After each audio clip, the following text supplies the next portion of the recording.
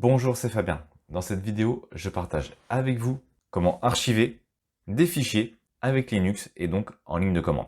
Pour ça, on va avoir besoin d'un petit logiciel. Donc moi, je vais utiliser Zip. On a également gzip. Après, à vous de voir celui que vous préférez utiliser. Donc dans un premier temps, il faut vérifier si Zip est installé ou pas. Donc s'il n'est pas installé, très simple, hein, on fait sudo apt-get install zip. On rentre son mot de passe. L'installation se lance et maintenant on va donc pouvoir commencer les manipulations.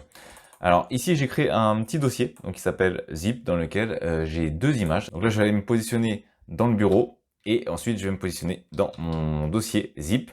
Donc désormais je suis dans mon dossier zip et maintenant comment est-ce qu'on procède? Eh bien ça va être relativement simple. On va indiquer zip, on va indiquer le nom du fichier de sortie, par exemple on va indiquer plage.zip, donc ça va être le nom de l'archive, et on va indiquer quel fichier on souhaite archiver.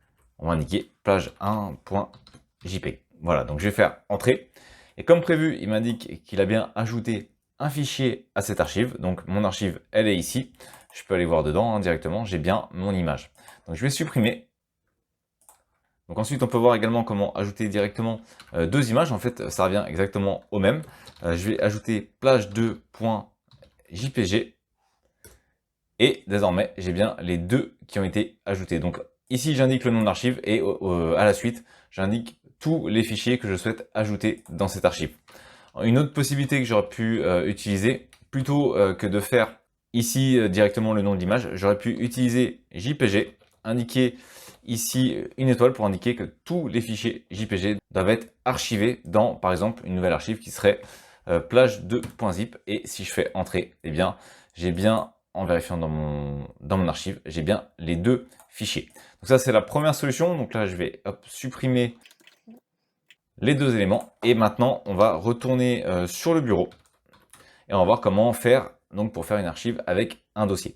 Donc avec mon dossier, je vais donc indiquer zip -r, autrement dit, il va récupérer tout ce qu'il y a dans le dossier. Si j'utilise pas -r, ça ne va pas fonctionner, il récupérera pas ce qu'il y a dans le dossier. Donc si j'ai plusieurs éléments dans le dossier, pour utiliser les dossiers et archiver les dossiers, eh bien il faut utiliser l'option -r. Donc je vais ensuite indiquer que ça s'appellera plage.zip et ensuite on va lui indiquer le nom du dossier, c'est le dossier zip qui se trouve sur le bureau. Donc là je suis sur le bureau, je lui demande de créer une archive zip, donc avec -r puisque c'est un dossier, et ce dossier qui s'appelle zip et qui se trouve ici va devenir une archive qui s'appelle plage.zip. Je vais faire entrer et comme prévu, j'ai bien les éléments qui ont été créés et mon archive a été créée ici directement sur mon bureau. Maintenant, si je souhaite maintenant dézipper mes différents éléments, on va créer par exemple un second dossier qu'on va appeler nzip et je vais positionner ici mon archive dans le dossier nzip. Donc ici, j'ai mon dossier nzip, je vais aller me positionner au niveau de la ligne de commande dans mon dossier nzip et ici, on va tout simplement utiliser la commande nzip qui veut dire en gros extraire l'archive. Je vais indiquer le nom de mon archive, donc ça va être plage.zip et je vais faire entrer. Et comme prévu, il a bien ici dézippé mon dossier avec mes différentes images dedans. Donc voilà, c'est relativement simple de créer des archives en ligne de commande et ensuite d'extraire les données de ces archives directement avec le petit logiciel zip. On a également gzip qui peut être intéressant pour faire ces différentes manipulations. Merci d'avoir regardé cette vidéo. Si vous n'êtes pas abonné, j'espère que cette vidéo vous donnera envie de le faire en cliquant sur le bouton s'abonner et en activant les notifications pour ne manquer aucune des prochaines vidéos. De plus, vous trouverez dans la description un sondage pour déterminer les prochains sujets. À très vite pour une nouvelle vidéo.